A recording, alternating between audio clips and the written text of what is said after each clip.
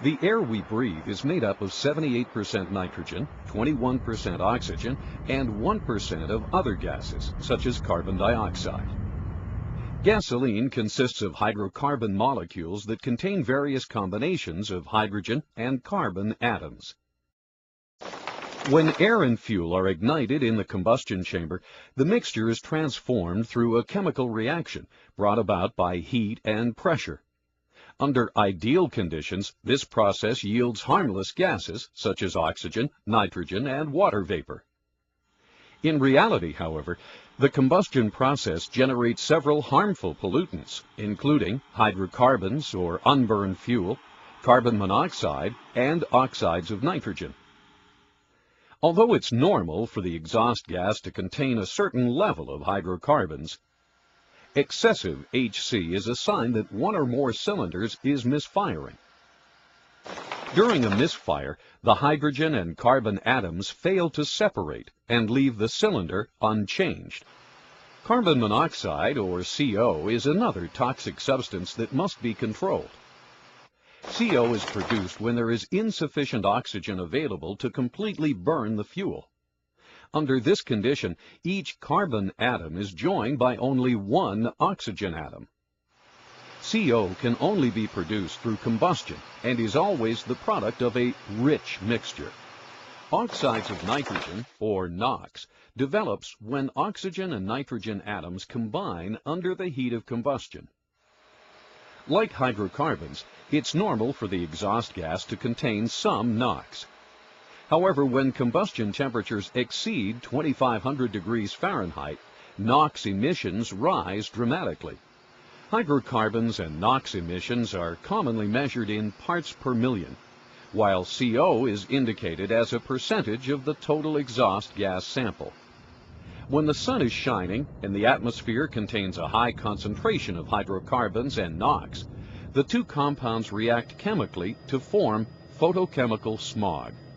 Although carbon dioxide and oxygen are not pollutants, most emission analyzers are designed to measure these gases.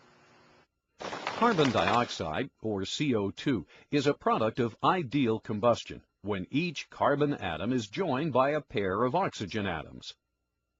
Since CO2 is an indicator of combustion efficiency, it is an invaluable diagnostic gas.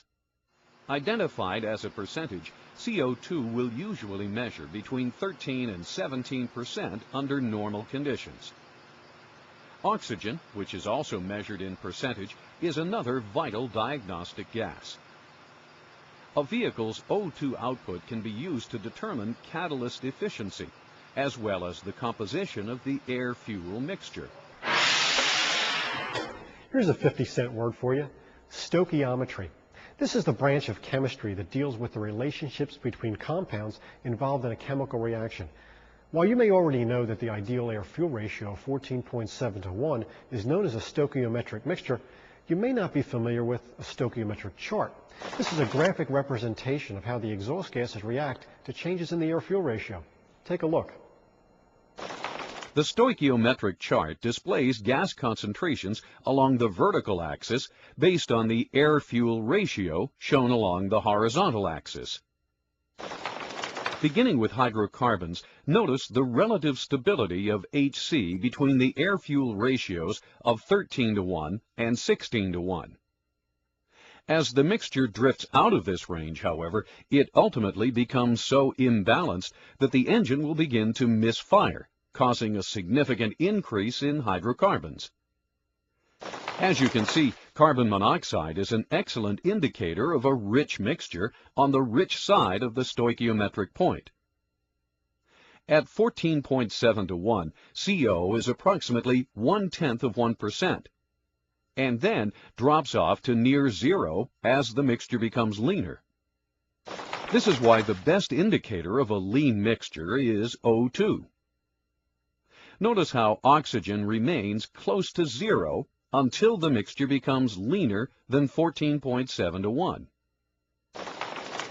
Carbon dioxide reaches its highest level at the stoichiometric point, which is why CO2 is used as an indicator of combustion efficiency. peak CO2 measured before the converter means that all of the available fuel has combined with all of the available oxygen. Here's a look at how the gases interact at the stoichiometric point. Notice that the production of CO2 is inversely proportional to the production of the other gases. Finally, NOx production increases as the mixture becomes leaner.